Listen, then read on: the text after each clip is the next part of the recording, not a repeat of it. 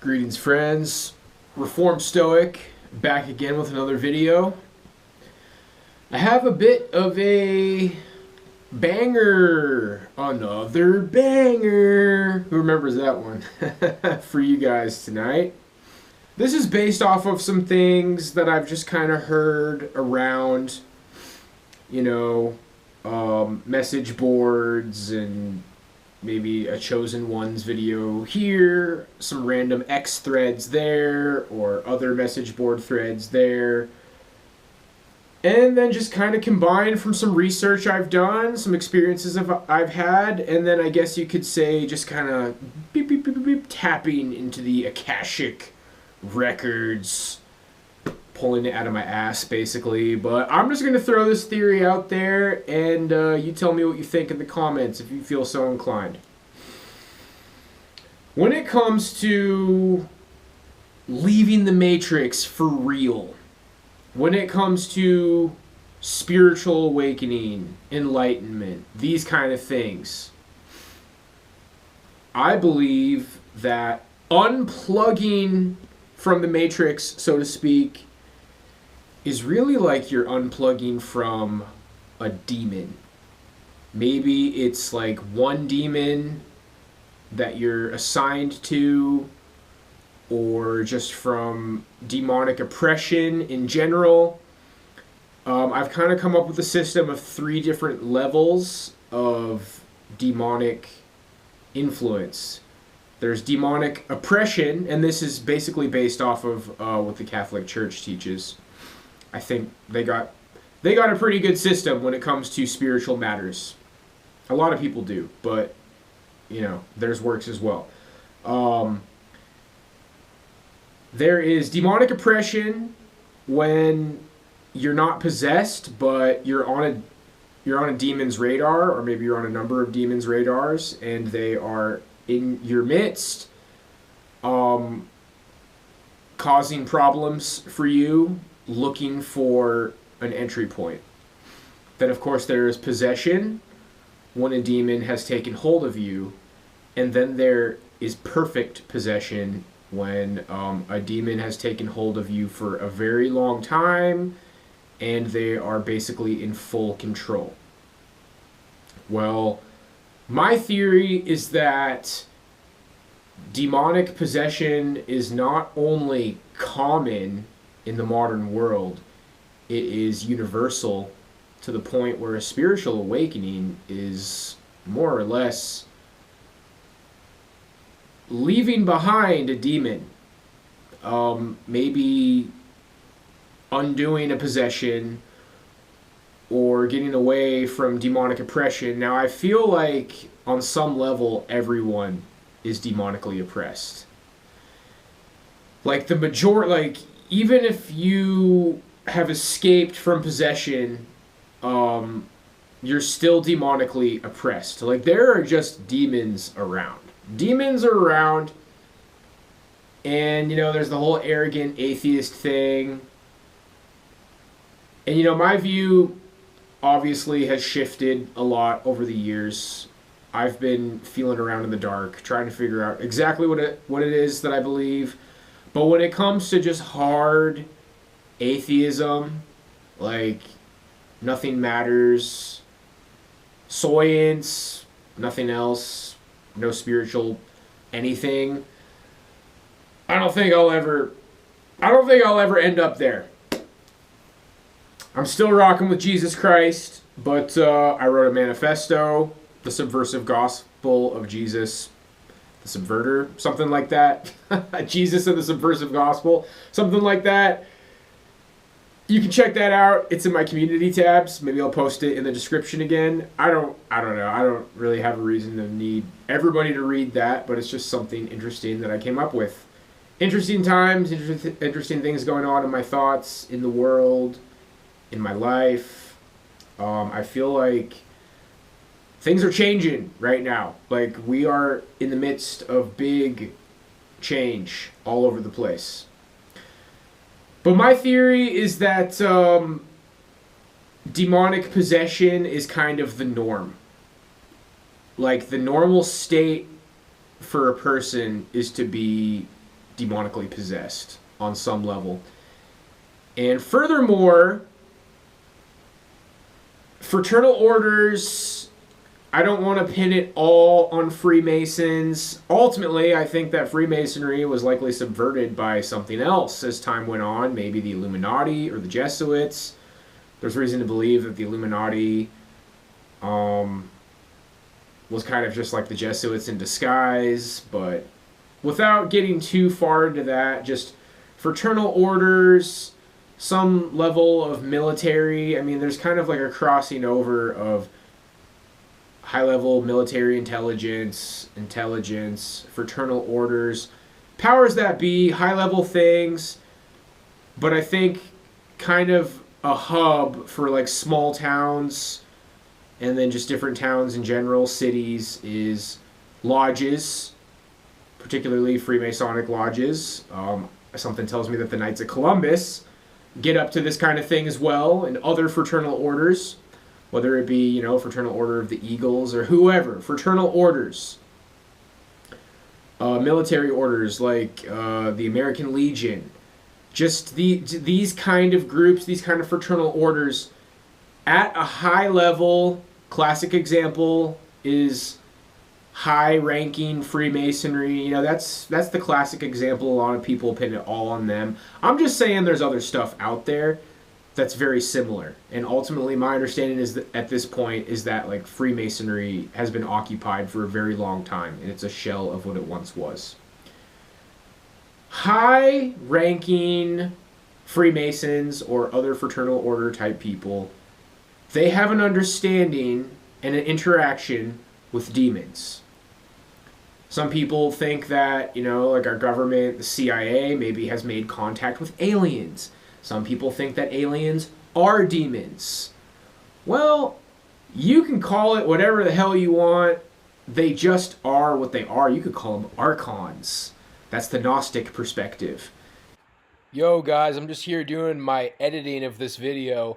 I wanted to throw in here in this section that with the view of the archons and the soul trap and the kind of the Gnostic view, there's an idea that people can be recruited as archons, and as a result, they are reincarnated into a wealthy family, and some of these people end up being world leaders and politicians.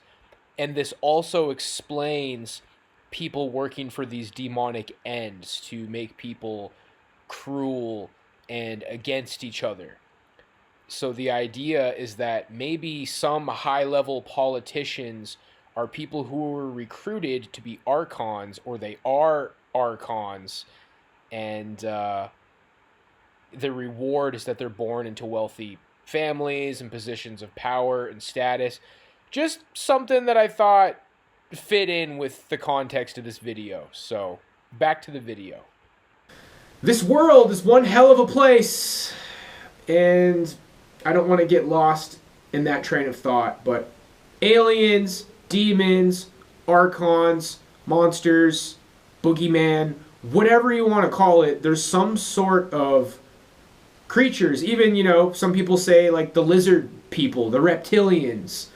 And then you look at certain artwork, the depictions of the Anunnaki, ancient Babylonian artwork. You look at ancient Egyptian artwork, and, you know, you got the regular-sized people, and then there's something that towers over all of them that has like an animal head, or is like depicted as a giant bird or something. And there's a lot of speculation on what these paintings are based off of, what these sculptures and paintings are based off of. There's creatures that have like 4 or 6 arms in some Indian artwork. Like you look at Kali, you know, Kali sometimes is depicted as having 4 arms or 6 arms. I believe that Goro, and then the other ones, like they have like Kataro or whatever, but Goro in Mortal Kombat, I believe, is kind of based off of that. A lot of strange things depicted in religious artwork and statues, whether it be lizard-looking creatures, alien-looking creatures, and then a lot of people would say that these things are demons. Some of the speculation that I've heard is that gray aliens is like a biomechanical suit driven by a demon, which is ultimately like an etheric being.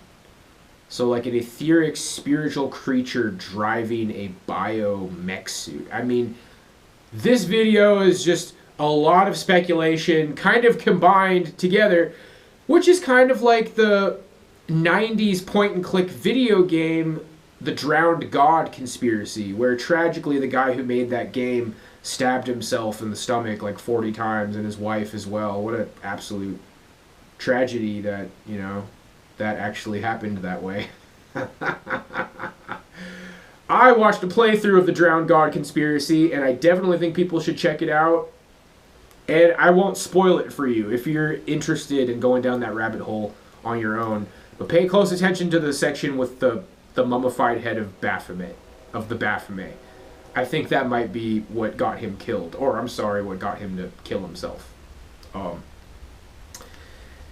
Anyway, I've really been beating around the bush. I think you get where this is going. The idea is that high-level Freemasons, military intelligence, people in secret societies, they are in contact with these creatures. We'll go ahead and just call them demons. And I would go as far as to say that these demons, this is coming from kind of my intuitive trying to understand of all this information that I've gathered. They are trying to create an environment on a town-to-town basis that makes it easier for people to be conduits for demons. Now, I was kind of going over this on stream a little bit today. That VOD's still up if you want to check it out. It was kind of all over the place. It was kind of an intense video. We very rapidly shifted from Gnosticism talks to PUA advice. Anyway, they are tasked to create an environment in their town to make people susceptible to demonic possession. And what is that environment? It all centers around the teachings of Christ in the Gospels. Matthew 7, when Jesus said, the most important of my teachings is to treat others the way that you want to be treated. That's why it's called the Golden Rule.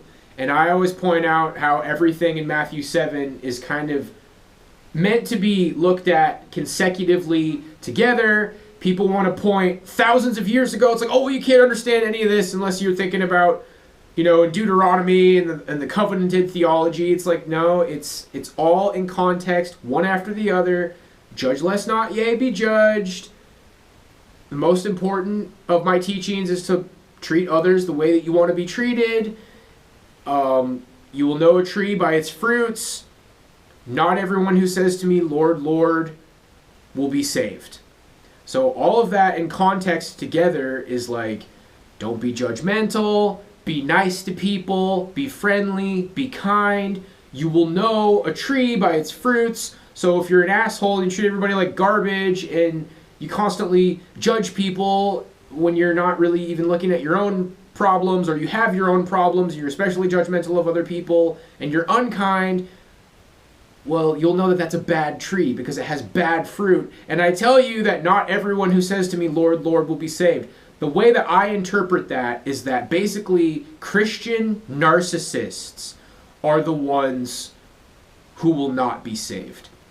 And when Jesus says that it is the most important of my teachings that you should treat others the way that you want to be treated, people could accuse this of being a kind of cope, but I'm just saying there's a hierarchy to the importance of Christ's teachings, or rather a hierarchy to the seriousness of sin.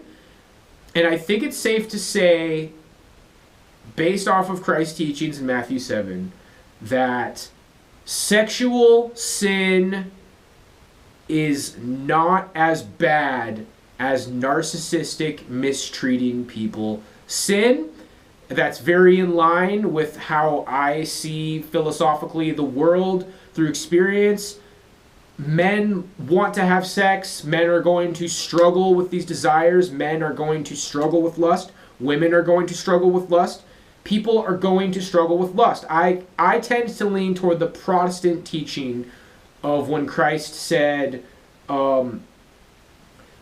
you have heard it said that when you sleep with a woman outside of marriage, this is paraphrasing, that it is adultery.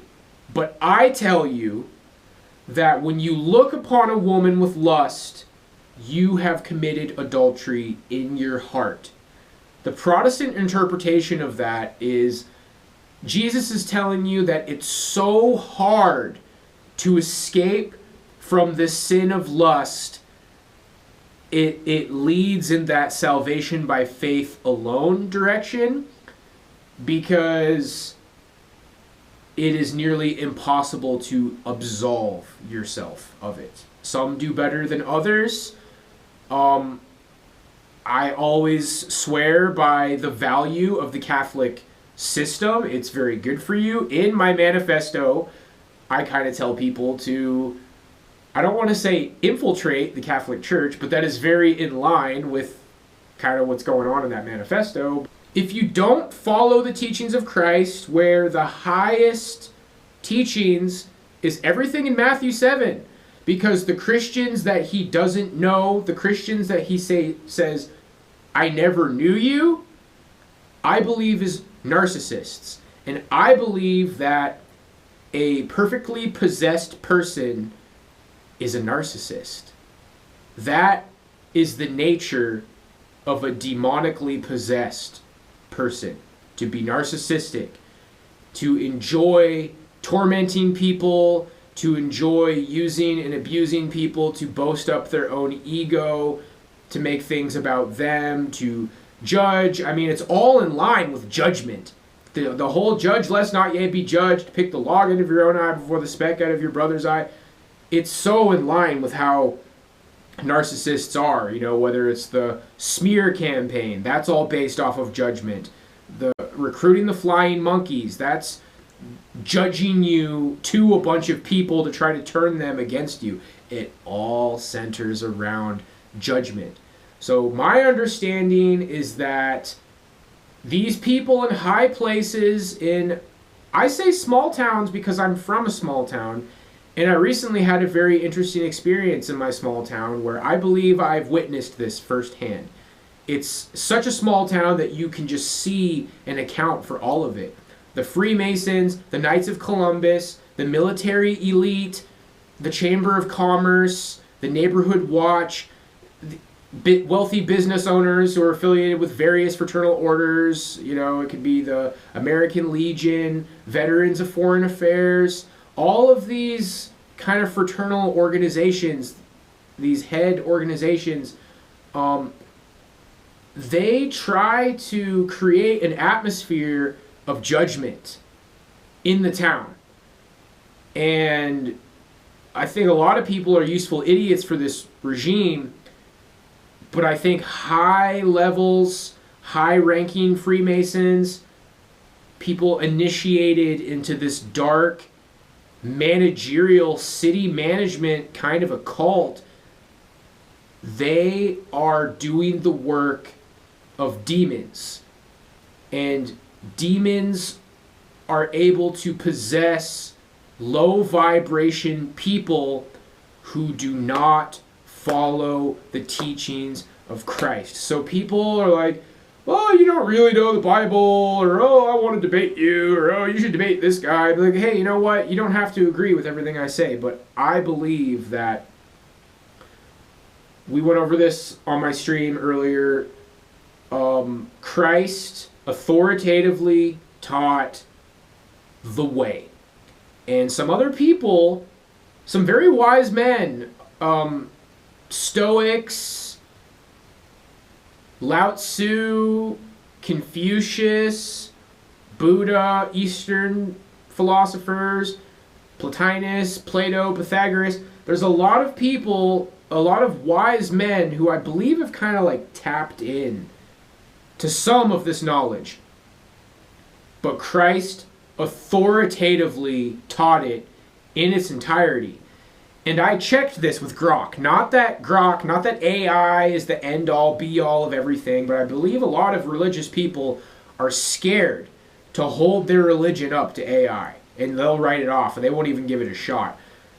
Grok does not think it looks like Jesus stole teachings from anybody. There's little fragments, but what I've noticed is that it's just not as clear. Like, you have to know what you're looking for to pull the teachings of Christ out of, like, say, the Eightfold Path of Buddha, or of teachings of Lao Tzu, or trying to remember the specific Stoic that it was. It wasn't Marcus Aurelius, but anyway, Grok did not think it was plausible to suggest that Jesus stole teachings from anybody. He had a unique system, and I am very confident that he authoritatively taught the truth. Following this truth of universal love, not tribal love, okay? The Jewish system is tribal. That is a covenanted theology of, oh, this is only for us. Because Jesus corrected it. He said, you have heard it said that you should love your brother and hate your enemy. But I tell you, instead of what the law tells you, that you should love your enemy. This system of universal love, where it's like, man, well, if I just love everybody, I mean, I can't really be of the world anymore. I have to leave the world behind. I can't be worldly, because the world is filled with wars and conflict and competition. When you're just this nice hippie guy, doesn't work anymore. You can't be of the world anymore. Well, that's exactly what Jesus said. It's very consistent. It's a very consistent theology. It is basically the real teachings of Jesus, and I feel like it's what Christianity should be. But and people are probably seeing that I'm very conflicted with some of these Gnostic thoughts that I'm having, and I'm conflicted with my confliction, because it's like, it just seems like it's so simple, It's like Yahweh was mean and Jesus was nice, and I like the nice teachings.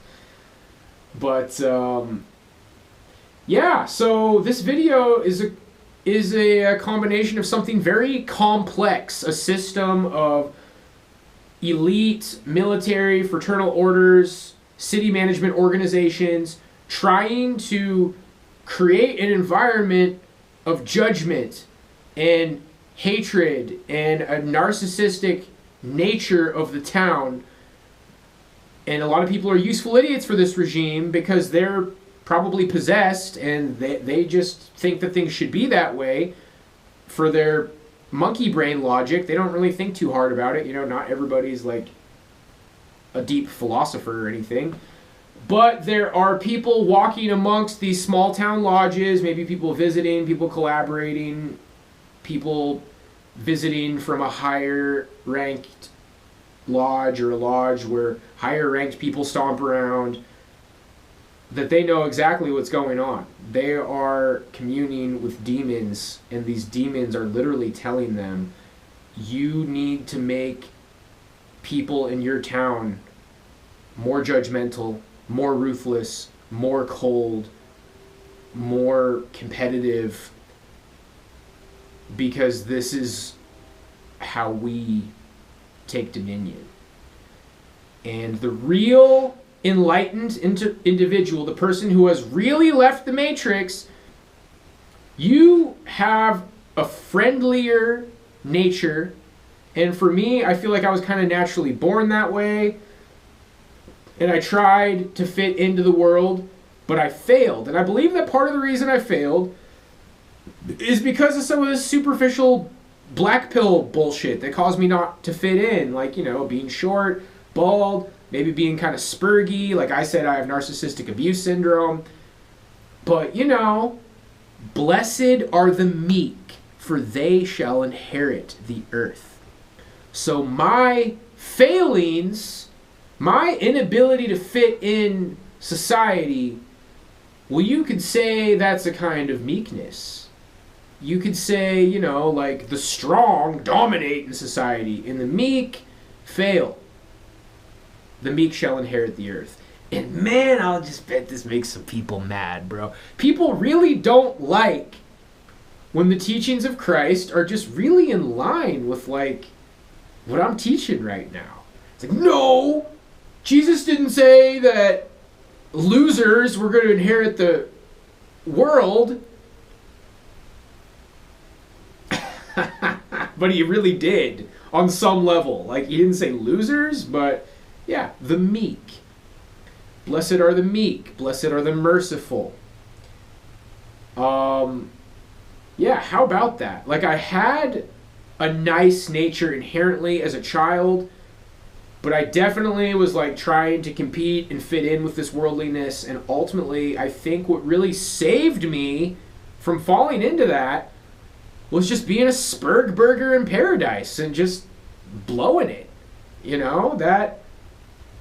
That kind of sent me off to my own devices, where at first I was drawn toward the dark side of the occult, and somehow I found my way out of that into the world of theology and various Christian denominations.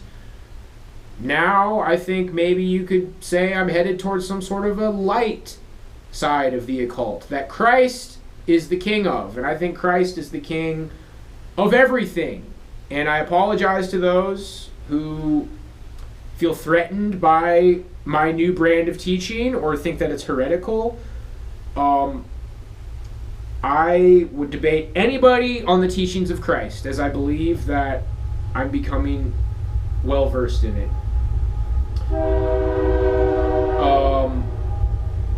Yeah, so that's pretty much it. And I witnessed that in my hometown. That I even know a couple of brothers from a high-ranking elite military family, and I think about how they kind of like steered people in the high school, and it's like, wow, these kids are doing what I said. They're trying to make people more judgmental and mean and harsh. There's like these people setting the tone of how social interactions are going in the high school, and it's in line with this idea that there's some sort of an American Stasi. There is like an American secret military police force, and they're behind things like gang stalking, but they do a lot more than that. They also set the pace in high school. Like they got high schoolers in they got kids who are a part of this shit,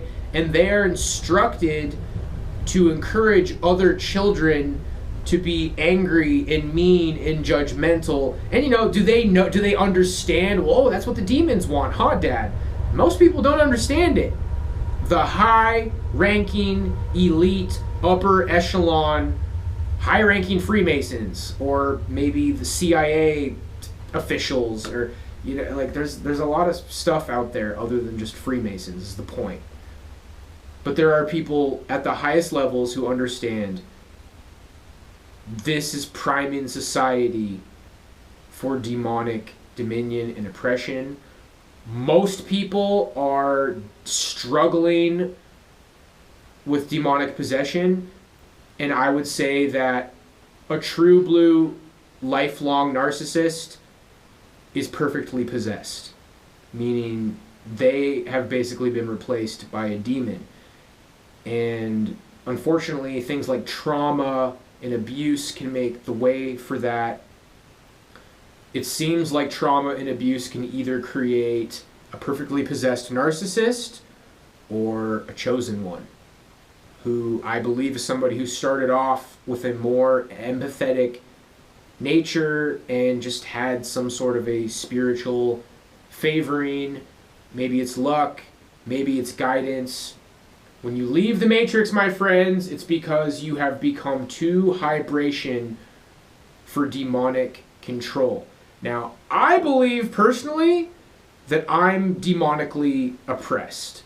And people will be like, well, of course you're demonically oppressed. Listen to the things that you're saying, but you're probably also demonically oppressed, and maybe you're more demonically oppressed than I am. Like, the idea because the way the Catholic Church talks about it is like it's rare to be demonically oppressed, and it's way more rare to be possessed, and it's like super, super, super rare to be perfectly possessed. Well, what I'm saying is that it's the norm to be possessed. Like your average NPC is possessed on some level, and narcissists are perfectly possessed, and even somebody who is walking the path of spiritual liberation, you're still demonically oppressed. Like, demons are fucking everywhere. We live in a matrix of demonic control, and the secret societies are instructed by demons at the highest level to literally encourage people to act in a way that is contradictory to the teachings of Christ. Churches should be all over this. Like, even though I am struggling to stay in line with like a mainstream rated PG Christian view, even like the way that I got here is like, whoa, that's fucking wacky and maybe heretical. But where I got to, I think it's real Christianity. I think my teachings are real Christianity. But I look at so many churches, it's like, gee, it seems like all the churches aren't real Christianity. So what are they? Because I believe that even maybe some of these people in really high levels, like setting this pace, are people involved with churches. And sometimes they're trying to encourage their church congregation to act in these kind of ways. A lot of people don't need to be instructed to act in these ways. And furthermore, is there any connection between secret societies and Hollywood and movies and culture?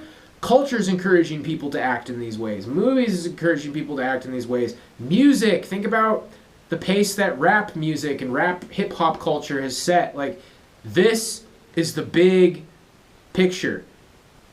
All media and culture, music, world leaders, local city management groups is pointing you away from the teachings of Christ.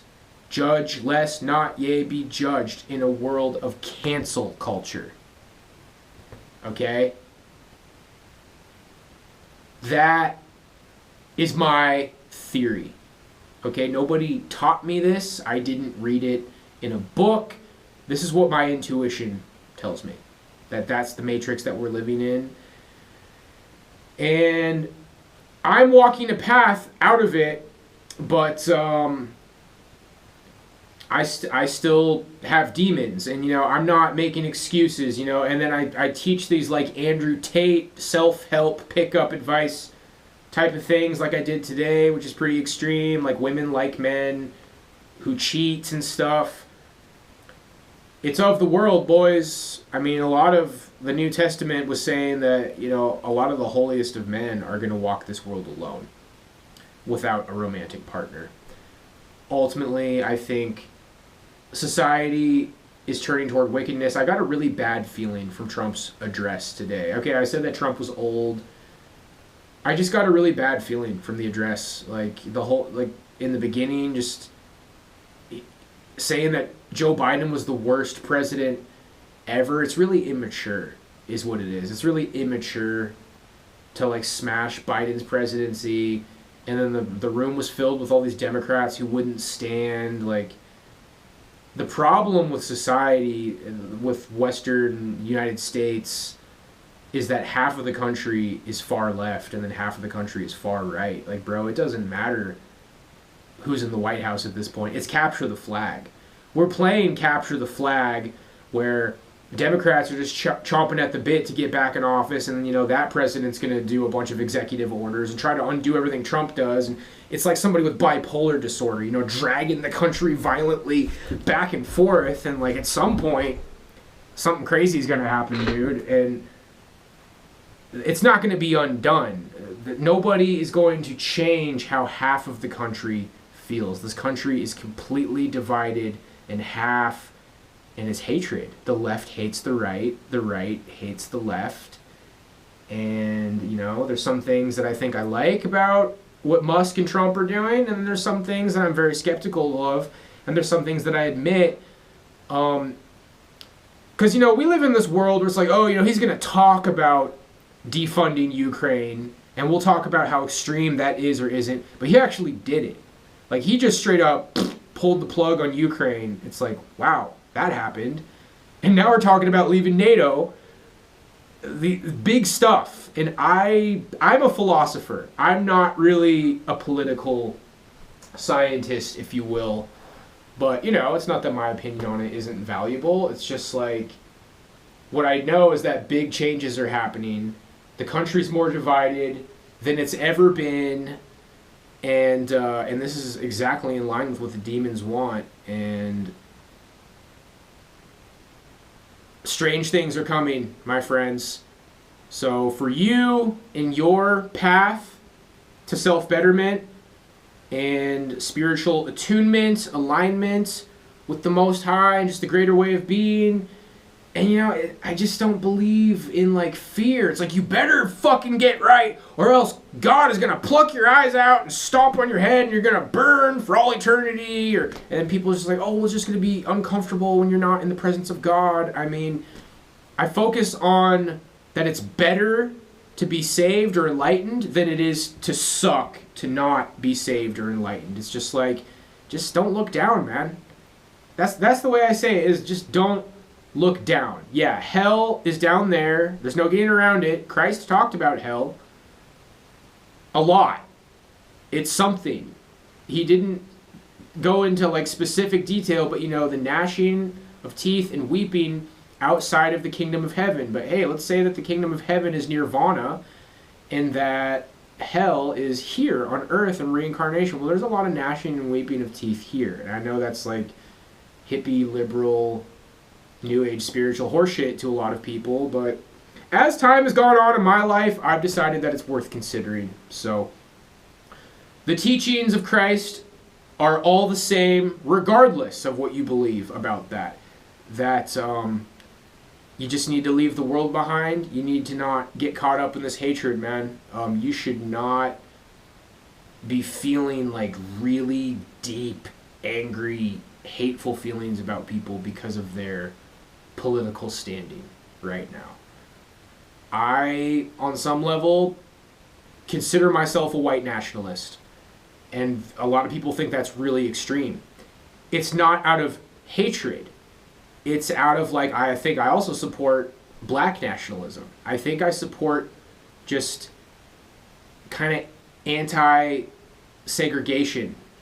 Or, like, you know, I think I support segregation.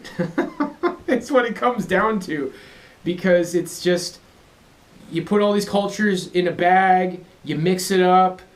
I mean, is that really freedom? Is that really better for anybody?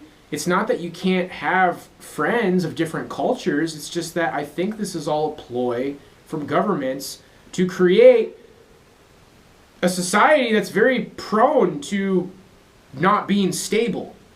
It's natural for people to be a part of their own culture. That's why China is for the Chinese, and Japan is for the Japanese, and Thailand is for Thai people. But, oh, you know, all Western nations are a nation of ideas. It's like, look, white people exist in the millions, in the hundreds of millions. And it's clearly not working with all Western white, formerly white nations being these multicultural hubs where basically people expect, without saying it, that the white percentage of the nation is supposed to keep dwindling, you know, in favor of progress and diversity. It's a lie, it's a manipulation, it's a betrayal, and I support everybody looking out for their own best interests, man.